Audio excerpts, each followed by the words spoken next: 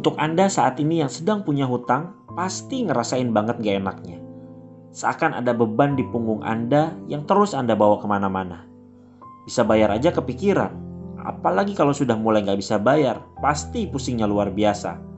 Mau makan kepikiran hutang, mau tidur kepikiran hutang, bangun tidur juga kepikiran hutang. Mau ngapa-ngapain selalu kepikiran hutang.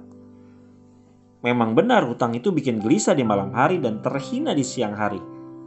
Gelisah di malam hari karena memikirkan hutang yang numpuk dan tidak sanggup kita bayar.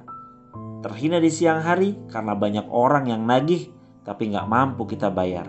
Akhirnya orang meremehkan kita dan gak ada lagi yang percaya. Jadi seperti gak punya harga diri. Saat ini jika ada yang terlilit hutang, saya pernah merasakan apa yang Anda rasakan. Jadi saya tahu betul bagaimana beban yang sedang Anda alami.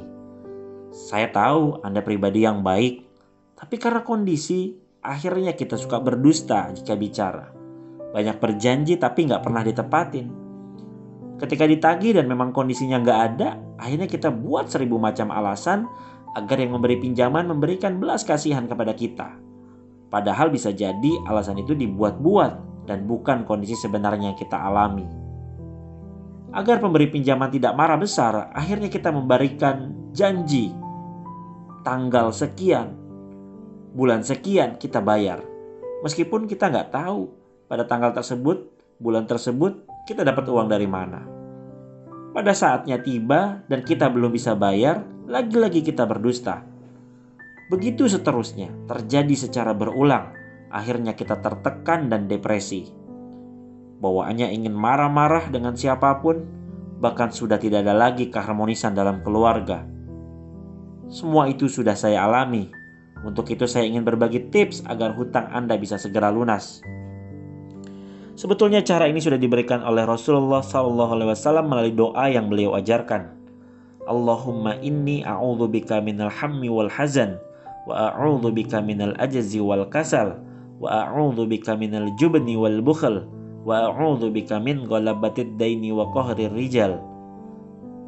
Ya Allah, sesungguhnya aku berlindung kepada Engkau dari bingung dan sedih. Aku berlindung kepada Engkau dari lemah dan malas. Aku berlindung kepada Engkau dari pengecut dan kikir. Dan aku berlindung kepada Engkau dari lilitan hutang dan kesewenang-wenangan manusia. Dan hebatnya doa ini mengajarkan banyak hal kepada kita dalam menghadapi kondisi hutang. Doa yang pertama adalah berlindung dari bingung dan sedih. Orang yang sedang berhutang pasti bingung bagaimana mendapatkan uang untuk membayarnya, dan merasa sedih jika nggak bisa membayar. Dengan doa itu kita minta agar diberikan ketenangan. Karena dengan kondisi tenang, kita akan mendapatkan ide, inspirasi agar bisa membayar hutang. Dan tahukah Anda bagaimana caranya mendapatkan ketenangan? Ketenangan itu didapat ketika Anda mendekat kepada Allah. Maka pertama yang harus Anda lakukan adalah mendekatlah kepada Allah. Doa yang kedua adalah berlindung dari lemah dan malas. Orang yang sedang berhutang seperti kehilangan harapan. Manusia kalau sudah hilang harapan, jiwanya jadi lemah, fisiknya jadi malas. Akhirnya jadi mager alias malas gerak. Hadirkan terus harapan dalam diri Anda. Dengan adanya harapan membuat Anda bergerak seperti yang dilakukan Bunda Hajar dan Nabi Ismail ketika kecil dengan sofa dan marwahnya. Lunasnya hutang bisa jadi bukan hasil dari kita bergerak, tapi karena Allah ridho lantaran kita bergerak. Seperti cerita sofa marwah, airnya bukan di sofa juga bukan di marwah. Justru keluarnya dekat kaki Ismail. Doa yang ketiga adalah berlindung dari pengecut dan kikir. Orang yang berhutang biasanya akan berubah sikap, yang tadinya pemberani jadi pengecut. Kemana-mana bawanya takut dan was-was, khawatir ketemu orang yang dihutangin. Yang tadinya dermawan juga akhirnya berubah menjadi kikir. Biasanya dalam hati bilang, gimana mau bantu orang, diriku aja lagi susah. Dengan doa ini kita berharap menjadi pemberani, menghadapi setiap masalah yang ada.